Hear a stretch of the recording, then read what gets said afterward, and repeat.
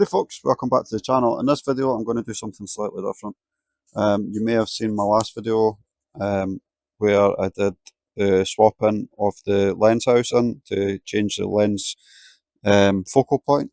So you've got the 1.5 2 and the 4-inch lenses in that video that I covered and what you can do with them. But in this one I thought it would be handy to show you basically how this whole thing comes to bits for ease of cleaning, for regular maintenance, and maybe troubleshooting if you've got maybe a problem. To start with, I think what I'll do is I'll show you how to get the mirror out, how to remove this, and then I'll show you how the um, autofocus contraption works and how you can strip that back and clean all that so you don't get a build up on that. So what I'm done here is I've put a bit of masking tape just on the board so you can see that the red dot is right there where that line is. You should be able to see it on camera. I'm colourblind, so I'm hoping that you can see it anyway.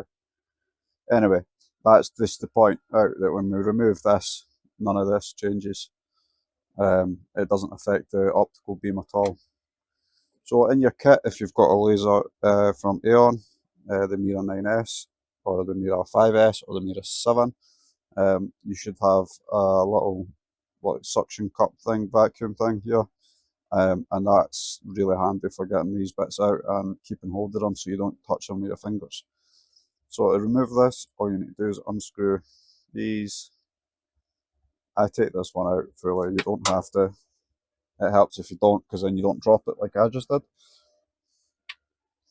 Then loosen this one off. And then you can just go ahead and squeeze that, take the cover off, and then go in again and take that off. Check your mirror out. You can see there that it's spotless. That's how your mirrors should look, by the way. If your mirrors are looking dirty, give them a clean. There shouldn't be anything on them at all. So pop that back in, and then again, just pick that up, or drop it.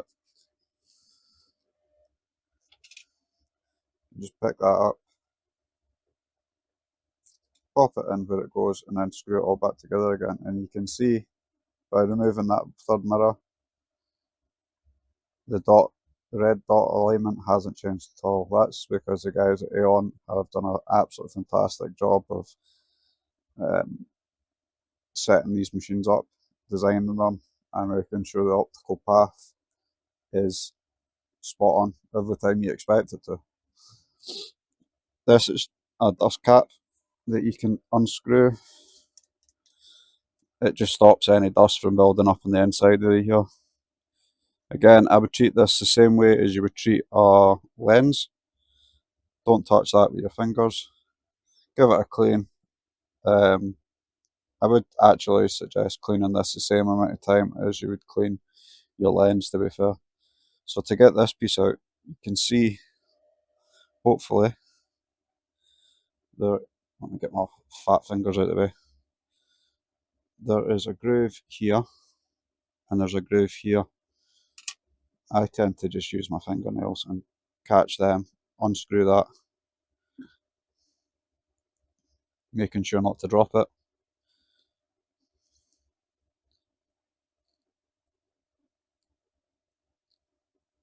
And you can see mine's is actually needing a bit of a clean. It's a bit dirty there. So I'll just pop that in there.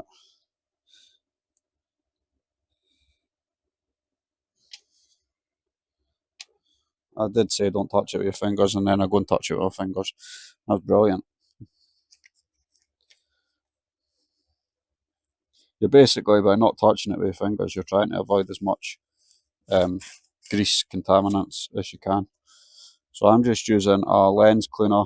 It's that is a proper alcohol, basically. And these lens tissues, I got these on Amazon. I will have them linked in my Amazon shop. There's a smooth side and a rough side. I tend to use the smooth side. You can feel the difference between them. You just want to pick it up, give it a wee clean.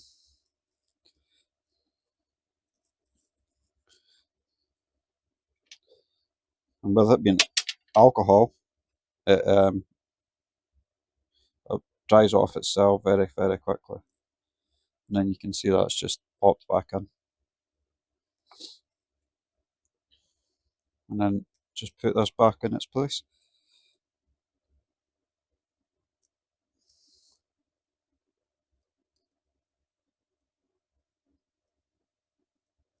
And then, like I say, I tend to clean this it depends on how smoky a job is, but I tend to clean it the same amount of time as I clean the lens, which is at the beginning and the end of the day, if that needs it.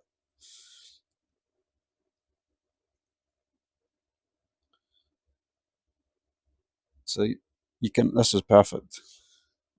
You can see there's a little dot there that actually needs cleaned off, so we'll just give that a clean since we're in here.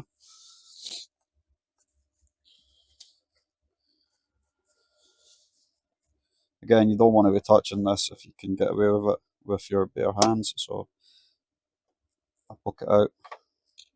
You can see that dirty mark there.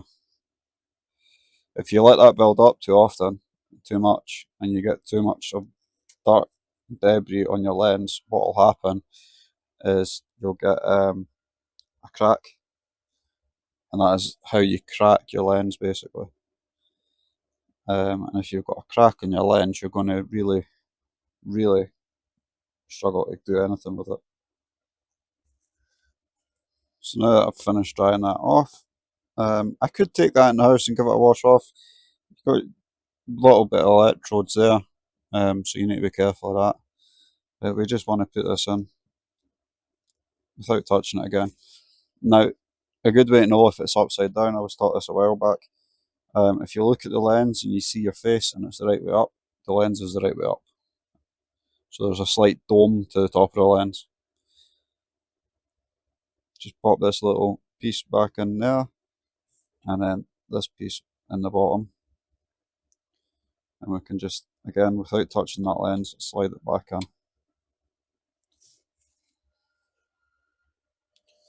So now that that's done, we're going to remove the bottom piece here, your autofocus. So if you've not tried this before, you can actually unscrew this bit. I take this off quite a lot to clean it, which it needs another clean. But what I do with this is I take this into the house and soak it in some just water and give it a good clean. Now to remove the actual autofocus, there's another wheel here. I don't know if you can see that. That just unscrews. And then this is your autofocus setup. So you've got the spring, you've got this brass piece, which again, it all unscrews. So this piece unscrews from that.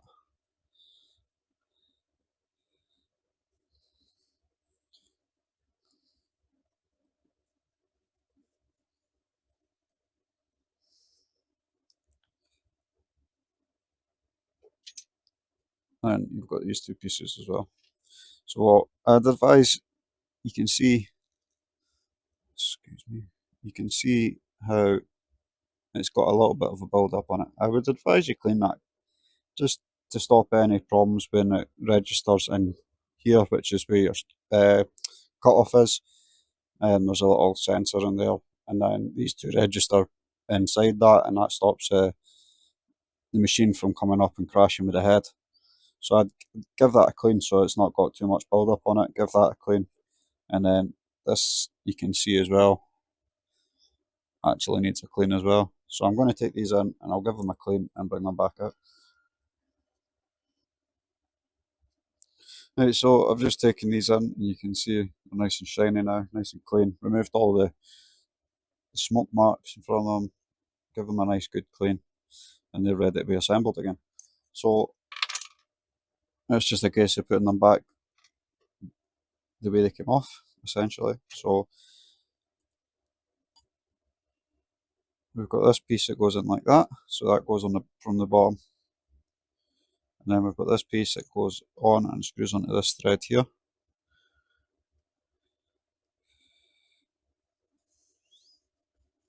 just like that, till it's tight.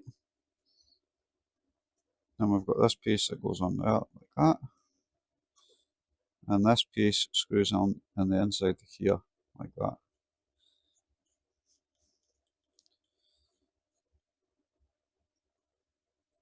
And you can see how it works once it's all built. So we put this in here, making sure that the two prongs here register inside this. I'll see if I can move you slightly down lower. So you can see here, this is where the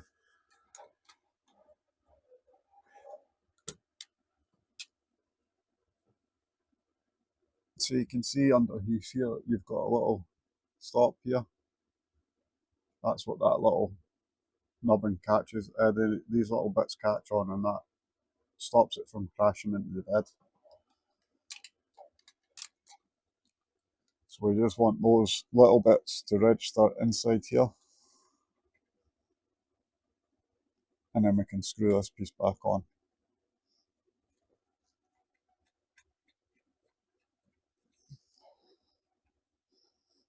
And you can see it's sitting nice and neat in there. Now, to make sure that you've put this back together again, what I suggest you do is you lower the bed, the laser bed, as far down as it can go. Just get that out of the way. And basically what you're going to do is you're going to use your hand to stop this. And the reason you're going to use your hand to stop this is because once you press that focus button on the machine, the bed will raise up. Then you can stop that with your hand. Make sure it's in position and it's stopping. And if for whatever reason it's not stopping the bed from coming up, you can hit that emergency stop on the side of the machine. So what I'm going to do is I'm going to press the focus button. You can see the bed's coming up, or hear the bed coming up, and I'm just going to force stop that.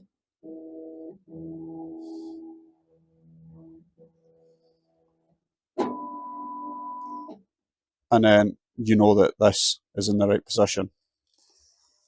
It just basically stops you crashing the machine and then ruining this whole carriage system. When you're taking all this stuff off, it would be advisable to clean all the carriage system underneath there, because any soot, etc., build up on that is a fire risk. So yeah, make sure you're cleaning the laser head assembly fairly regularly, just to get rid of any extra excess soot. But that is as simple as that for cleaning the laser head. If you've got any questions, or this has taught you something you didn't know, or if you're still worried that you're maybe not doing it properly, or you're going to break something, drop a question in the comments and I'll try and answer it as fair as I can. Anyway, thanks for watching this video. Hopefully it's helped somebody out there. I know that sometimes when you get these machines, you're a bit worried about taking bits to part in case you break something. So, like I say, if you found this helpful, do drop a comment. It really helps the channel. Give the video a like, and even subscribe. Cheers. Bye.